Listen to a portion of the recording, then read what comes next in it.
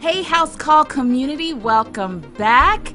We have been, exploring so many different topics this season, and we've had some really cool guests to come in and sit down in the House Call community, and today is no exception. I am so thrilled that this particular person found time in her very busy schedule to come and sit down in the House Call community. And I want to welcome Miss Jen Schwartz to, did I say your last name correctly? Yes, Great. Sure. Yeah. Schwartz to the House Call community. Welcome, Jen. Thank you so much for having me. Great. And I'm saving a little bit for you to tell your story because I found you. I believe I was on one of the social media platforms and I found your blog post, and I love the title of your blog post, by the way. And I stumbled upon one of your posts that you did, and it was in particular, it was the one that was dated June 13th of 2017. And I started reading it, and it just resonated with me so much on so many different levels. And I said, hey, we really have to have you come in, sit down, and tell your story and help our community connect their health thoughts. That's what we do here. So can you tell our community, tell us, the name of your blog? So the name of my blog is The Medicated Mommy. I love it. And and I'm going to just give you some rein here. I want you to start telling us and taking us through your story. How did you become the Medicated Mommy? What is the story behind this blog post? Okay, so basically I had postpartum depression pretty severely for a year after my son was born, and that was, well, he's 4 now, so almost 4 years ago. Mm-hmm. And I like to say at 6 months I was better, but my sister always yells at me and says, no, it was a year. At 6 months you turned a corner. And a year you really were yourself again. And I think she was right. Mm-hmm. And the way that the Medicated Mommy was born was when I was sick, I really felt alone. Mm-hmm. I had no idea that this was something that could happen to me. And I felt like when I was just not wanting to be a mom and, crying in bed and having this crazy anxiety all the time, that every other mother I knew or followed on social media was just killing it at motherhood. Mm-hmm. Right, and loving every minute of it. And it just made me feel like, okay, what is wrong with me? Why am I failing at this? Why am I not excited? Why don't I care about that adorable little baby boy in the next room?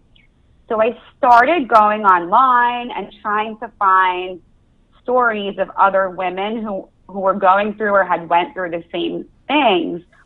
And I found some things, but I felt like a lot of what was out there was very surface. Mm-hmm.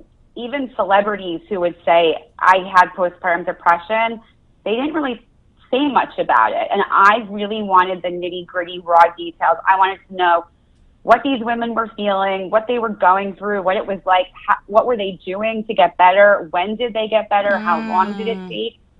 And I had a really hard time finding stuff. I read Brooke Shields' book, I read Heather Armstrong's book, but their versions of postpartum depression were different than mine, so it was a little harder to relate. So I promised myself that when I did get better, I would be that person who shared every raw, intimate detail, because I wanted to make sure the moms who came after me didn't feel so paralyzed and alone like I did. Yeah. And so out of that, the Medicated Mommy was born. On January 1st, 2016, I wrote my first blog post, and not really knowing kind of where the blog would take me. Yeah. And in a few months, it kind of grew a lot. I started writing for other websites like the Huffington Post and the Mighty. And I just kind of wanted to be on this mission to normalize the struggles of motherhood, so no mom ever feels like she has to suffer alone Yeah. feel like she's alone or suffer in silence. Yes. Oh my goodness. That is really what I got from just that one post that I like I said I stumbled upon, and you were saying definitely you were really giving the details. You were talking about how this little bundle of joy was, supposedly supposed to bring you joy. And you were really, you were upset with your husband because he got to go away out into the real world every day and, have adult interaction. And you were talking about how your sister was there, or you had, family members that were there to help you, but you still felt alone.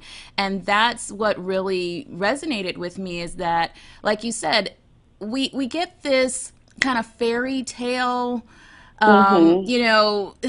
a story handed to us about motherhood, and how it's supposed to be this wonderful, oh my goodness, this person is given to you and you're supposed to fall in love immediately. And nobody tells you, yeah, you're going to feel X, Y, and Z. There's going to be highs, there's going to be lows, and for some people there's going to be really, really low, real lows. And it's okay, and it's okay to get help. It's really okay to reach out and say to someone, something's wrong. I know that this is not something, I need help. I really need some Right. help. So, what was the impetus for you to seek medical treatment? I mean, you're saying, there was something that just didn't feel as right, and you're online, you're searching, you're trying to find a community. But was there an impetus? Was there a certain impetus that made you seek medical therapy? Yes. So I like to say that I was very lucky. The PPD, which can, as you know, hit 2 to 3 months in, it can hit later. So it makes it harder to realize what's going on. Mine hit the day after I got home from the hospital. And I knew right away that something was wrong because I didn't want to get out of bed. I wanted to sleep forever. I had, crippling anxiety. I couldn't stop crying. And I kept thinking about getting hurt or sick so I could go back to the hospital and be taken care of. And I didn't have to take care of the baby there, but everybody would have to take care of me. And I promised myself that second night home, I would say something to my mom who was staying with us. Happens to be a therapist, Okay. a second career for her. Oh, wow. And as I was about to say something, she said to me, and I don't know if it's because she's, all-knowing Jewish mother or not, but she said to me, "What's going on?" And it had turned out that my husband had already said something to her. Really? So he noticed something was off. And I think she, because of that, started to pick up on that. So that next day, she had me call my OB, and we went in right away. And that was the beginning of the road to, a long treatment plan. Okay. And it took a while to find the right treatment Uh-huh. because it was less than 2 weeks. So the Right. OB wouldn't diagnose me until it was past 2 weeks. So Right. no more baby blues. And so she just prescribed an anti-anxiety medicine. And then, from there, I went on to finding the right therapist and the right psychiatrist and getting on the right medication. But it took a while. Yeah. And you said you made a point here that I used to say to all of my patients coming down to the end right before delivery, and I would say to their significant other as well when they would, if they were come to the visits with them, I would say, if something does not seem right, if she seems like she wants to hurt herself, the baby, or even you, I mean, if it's like, and I would kind of make it a little lighthearted, but I would say, if you notice something, please let us know immediately. And that was a point that you brought out, is that your husband saw that there was something that really wasn't right, and then alerted your mom. And so you had a, good support system that started saying, hey, something's not quite right. And we know that that really does help with the treatment and with the recovery to have that support system there. So I always encourage people, let somebody know that you don't feel right, or if somebody in your circle notices something first, they need to say something. Call the doctor, call the nursing, somebody, because like you said, that was kind of the way that you got started on your road to finding what was right for you. Now, you're saying that you didn't even know that there, I want to go back and circle back when you said, did you even know that postpartum depression was a thing? Was, something that could happen? Was this talked about during your your prenatal visits? Was it talked about around your girlfriends? Was this something that was even on your radar? So it's funny. So one of my very close friends from growing up who lives up north, about 8 months in, we were on the phone and she had said to me, Jen, are you worried about, and she had just had her son about 6 months prior. Okay. So her first son, and she was fine. And she said, are you worried about any postpartum depression stuff? And I immediately responded, no, that would never happen to me. I'm so excited to be a mom. And so basically, to answer your question, no, I really was uninformed. I don't remember, no doctor said to my husband or myself, if you notice something is off, it's normal, say something. I don't remember it covered in the, the 2-part birthing class we took at the hospital. And I really didn't think it could happen to someone like me, someone who is, I'm financially comfortable and educated. I have a wonderful husband and a supportive family, and I had a night nurse. I had help lined up. So why would I ever have postpartum depression? Plus, I had 100% sold myself on that fairy tale of motherhood.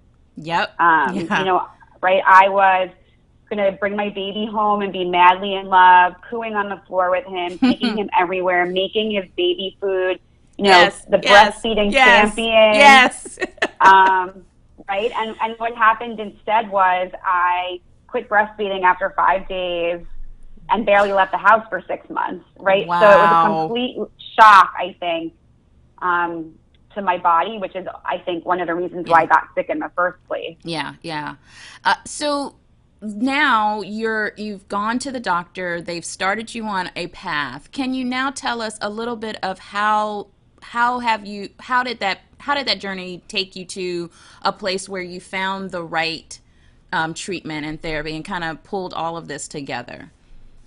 Sure. So when I first went to the OB, and it was about under 2 weeks, she prescribed Klonopin. Okay. And said call back in the 2-week mark if it's still going on, because then it's not the baby blues. Right. And so to give you an idea about how bad the anxiety was, the Klonopin stopped working after 3 days. Really? And I know Klonopin is a pretty strong anti-anxiety medicine, right? It stopped working. So I didn't know what to do or where to go. So I went to my regular doctor in hysterics, and he prescribed Xanax rapid release. It did nothing. Wow. And so I thought, and then I went to one therapist that we found online. Oh. And I mean, therapy is like dating, right? Like some are a great fit, some are not. Yes. So this therapist, at the first appointment, just wanted to talk about how I could be a good mother. What could I do to be a good mother? Which was not helpful at all. No. And that night, but I don't think she really had experience with postpartum mood disorders. And at the time, I didn't know that you really need to see somebody who actually specializes in it. Yes. And that night, my mom and I were Googling, and we had found the postpartum center of the Carolinas, and I left a message for one of the therapists, and that ended up being who treated me. Okay. And between her and my regular doctor, they got me into a psychiatrist pretty quickly. Good. And it took 2 tries, right? It took 2 tries to find the right antidepressant. Wow. Lexapro didn't work for me. It just made me feel very indifferent and flat. So we switched from that to Pristiq. Okay. And I'm still on Pristiq 4 years later today, and it seems to have been the right one. And it was also coupled with Ativan for a while. Ativan seems to be anxiety drug of, I guess, choice for me, but I don't take that anymore. I weaned off of that about a year and a half ago. Okay. I love that you're being so transparent with this story, because what I want for our community to see is that it's not, there's going to be a trial and error. There's going to be, you have to stick with it to find the right fit. And that's what I really want people to understand. When we talk about connecting our health dots and we take a step back, we listen to other stories, because I believe in the power of storytelling. And we listen to your story and we hear that, yeah, you know what? You were a person that seemed to fit that wonderful picture. Why would this even happen to you? But hey, things happen. This is what happened. And you took the steps and you stuck with it, and your support system stuck with it. And that's what I want people to understand. You may not find the right fit for the very first time. It's going to be kind of a tweaking, and it's not necessarily any one person's fault. Like you said, it's kind of like dating. And I love that analogy. You've got to find what works and what fits and how it can balance you out, and that it's going to be right for you. Now, I want to ask you, did you have any pushback from any people in your community, in your village, so to speak, that gave you pushback for taking medication for your postpartum depression?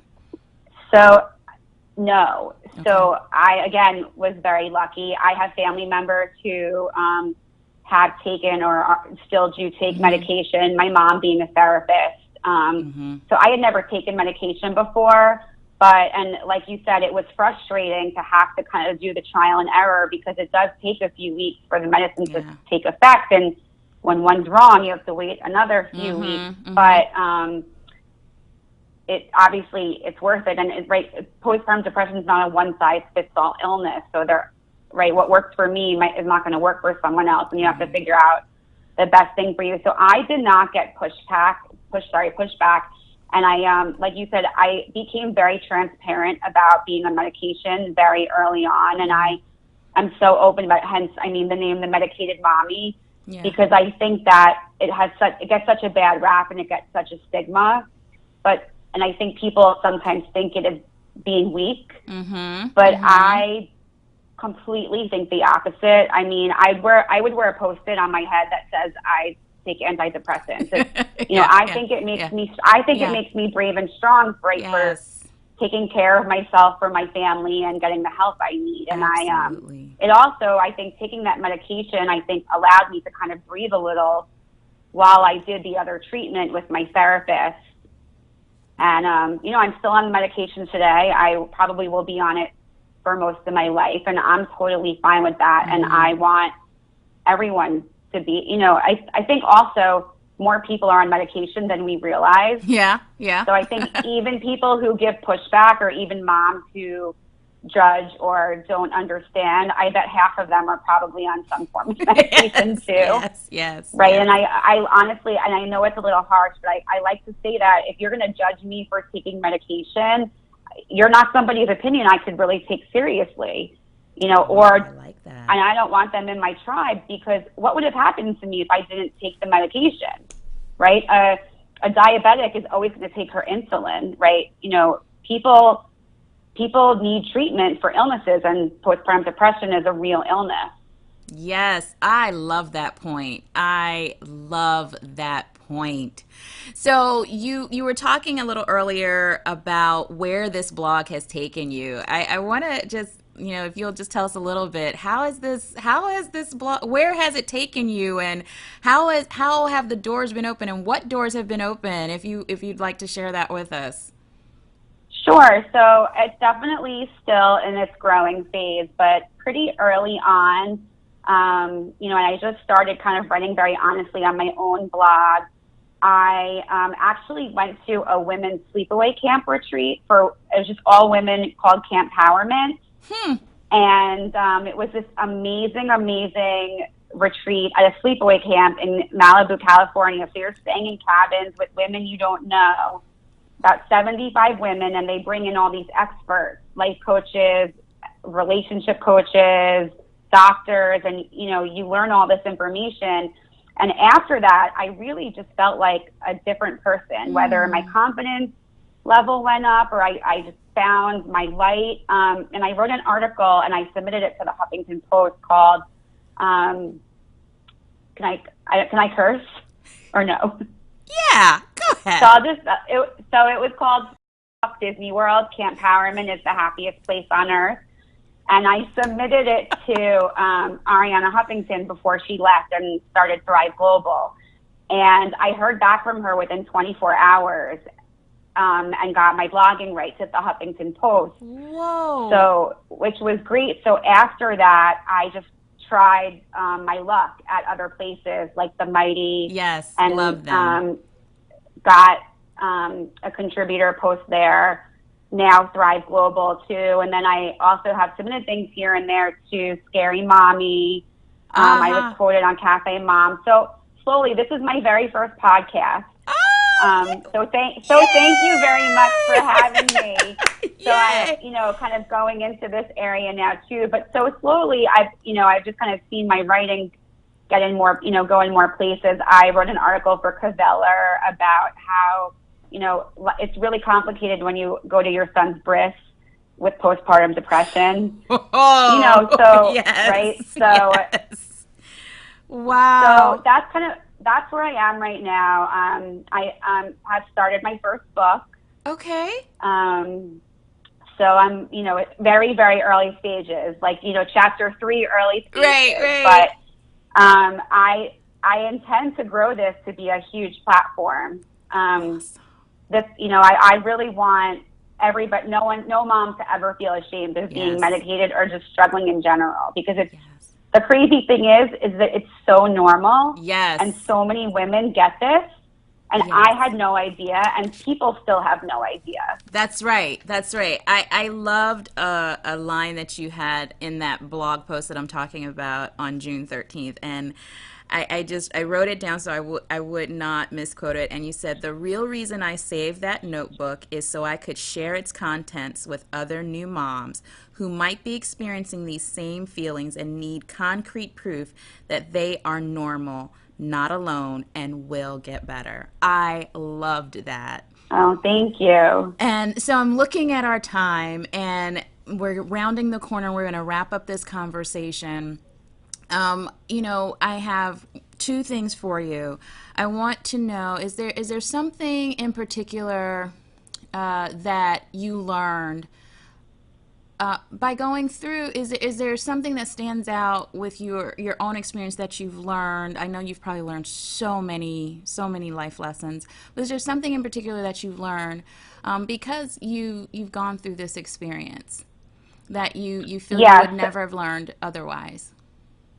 Well, I think because I had sold myself that fairy tale of motherhood, I remember sitting in my therapist's office, and she has this cozy red couch, and I was sitting there, in one of my usual sob fests, talking about the mom I thought I was going to be and how I'm nothing like her, and I thought I was going to be like my own, mother and mother-in-law, and I'm nothing like them. And I remember her saying to me, Jen, F all the other mothers, right? F the mother you thought you were going to be. The mom who you are is amazing. And I really, really have tried to listen to that going forward. And it's really kind of made me realize that happy mommy equals happy everyone, I love that. right? I think that, right, there's a reason on the airplanes we have to put our own oxygen masks on before we put them on our children, right? And we can't give our kids, we can't give our spouses, our family members what we don't have. So it's so important to take care of yourself. And that was forced upon me, right? I learned very early on that I had to take care of myself so I could take care of my baby. Yes. But there Yes. really is something to be said for self-care, and self-care without guilt. Ooh, I like that. Self-care without guilt. Oh my goodness. And I think you want your kids, right? You want your kids to see you prioritizing your happiness, because you want them to see you living a life where you're happy and fulfilled. So it's important for everybody that mom is able to do that. And I know it's hard, but to be able to get to a point like that, I think the more we talk about it, the more helpful it is for moms to realize that it's okay to put themselves first. Yes, yes. Oh my goodness. So before we go, I usually ask our guests to give our community a tip of the day. It can be on the topic we're talking about, or it can be anything that's on your heart. And so if you would be so gracious, we would be honored if you would give our community a tip of the day. So my tip, and this goes along with a little gift I want to give to your audience, is Yes. that I think that the best thing that we can do for women and new moms is to spread awareness and education about postpartum mood disorders. I think, had an OB talk to me about it, had the nurses at the birthing class talk to me about it, I would have at least been more prepared or more aware. And I think so many women don't know that they have postpartum depression. They think that if they don't want to hurt, that if they don't want to hurt their babies, it means they don't have postpartum depression. And there's so many different forms. There's so many risk factors. So I actually created a guide called WTF, our postpartum depression and anxiety. And you can find it at themedicatedmommy.com/free gift. And it will give you helpful ways to figure out how to get educated about postpartum depression, how to help moms are suffering, and what you should never say to moms who are suffering. And maybe if you're the mom who's suffering, you might just want to print it out and hand it to all your friends and families, because you're going to be way too exhausted to have to explain anything. So you could just say, here's this guide, read it. This explains everything. I love it. I love it. And we will have that link in the copy so that if you didn't catch it while you're listening to us, while you have us on the go with you, you can find it. That is awesome. Thank you so much for giving us that free guide. I love it. Oh my goodness. Thank you so much, Jen, the Medicated Mommy, for being here with us today. I know that you guys have heard so many nuggets in this conversation. You know what I always tell you guys to do? Go back, take your notebooks, be them electronic or old-fashioned pen and paper, and grab these nuggets and put them down.